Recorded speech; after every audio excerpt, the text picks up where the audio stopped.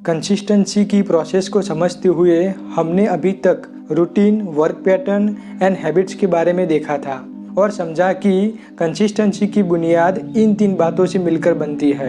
आज हम कंसिस्टेंसी क्या है और कंसिस्टेंसी को बनाने के लिए कौन से परिबल जवाबदार है वह देखेंगे। और इसके साथ मेरा आपको सजेशन है कि इस चैनल को ज़रूर सब्सक्राइब करें। चलिए देखते हैं कंसिस्टेंसी एक्चुअल में क्या कहती है। What is consistency say about itself. अगर मोस्ट प्रैक्टिकल वे में बात करूं तो हम अपनी लाइफ में जो भी और जहां भी बदलाव लाना चाहते हैं उसमें स्थिर और अड़ग रहते हुए आगे बढ़ते रहना और अपने आप को और कार्य को ज़्यादा से ज़्यादा इम्प्रूवमेंट करते रहना, उसे ही कंसिस्टेंसी कहते हैं। यानी कि कंसिस्टेंसी 2 बातों से बनती है। एक, अपने कार्य में स्थिर रहना और अपने कार्य को ज़्यादा से ज़्यादा इम्प्रूवमेंट करते रहना।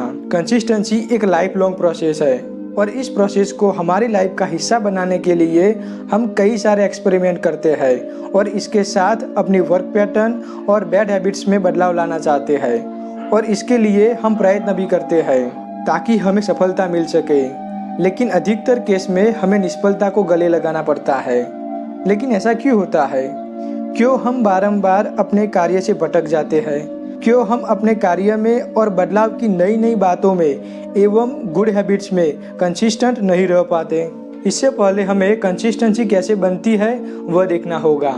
हम सभी अपनी लाइफ में कई सारी जगह पे कंसिस्टेंट है, जैसा कि रोज़ ब्रश करना, नहाना, सवेरे की चाय की चुस्की लेना, समय समय पर पानी पीते रहना, खाना पकाना, समय पे सो जाना वगैरह वगैरह।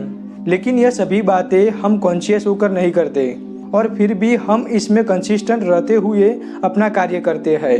वह इसलिए क्योंकि यह सभी बातें हमारा स्वभाव बन गई है और हमारा स्वभाव लगातार एक ही दिशा में प्रैक्टिस करने से बनता है। हमारा स्वभाव, जिसे हम अपना नेचर भी कहते हैं, वह 5 बातों से मिलकर बनता है: physiology, thoughts, emotions, feelings and life experiences. और कोई भी कार्य में कंसिस्टेंसी के लिए इन 5 बातों का होना अति आवश्यक है, तब जाकर हम अपने कार्य में कंसिस्टेंट बन पाते हैं। इस बात को एक उदाहरण से समझने का प्रयत्न करते हैं।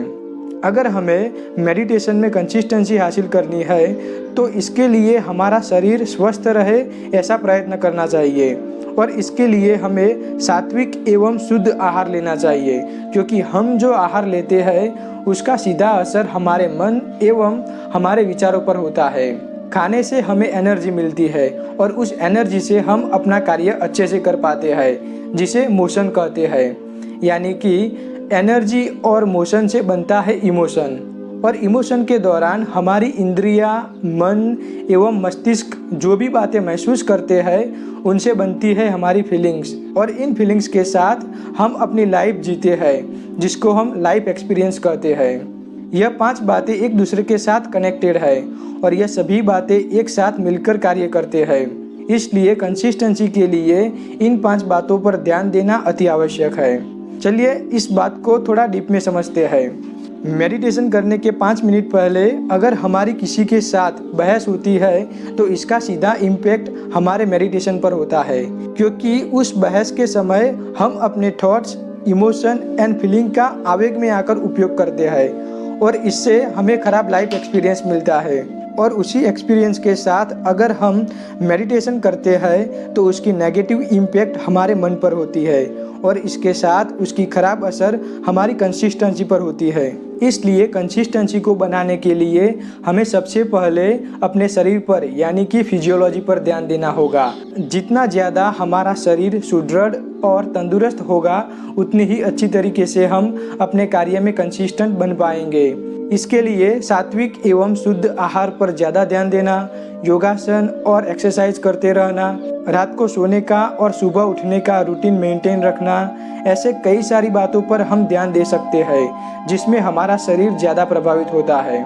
इसके बाद हमारे विचार हमारी कंसिस्टेंसी को मजबूत बनाते हैं। जेम्स एलन ने अपनी किताब एज अ मैन थिंकेथ में विचार पर भार रखते हुए कहा है कि एक एक विचार हमारे बिहेवियर के लिए जवाबदार है। यानी कि हम जैसा सोचते हैं वैसा हम बनते हैं इसी के साथ हमें अपने इमोशन एवं फीलिंग्स पर कंट्रोल करना होगा।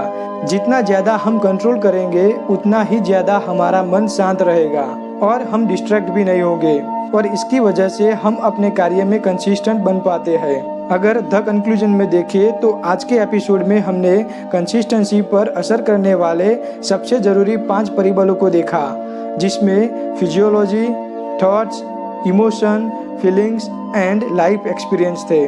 अब हम आने वाले नेक्स्ट एपिसोड में क्यों हम अपने कार्य में कंसिस्टेंट नहीं रह पाते और क्यों हम अपने कार्य को और नई हैबिट्स को बीच में ही छोड़ देते हैं वह देखेंगे।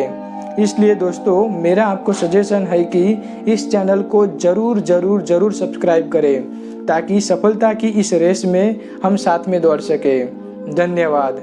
स्वस्थ रहो, मस्त रहो, हंसते रहो।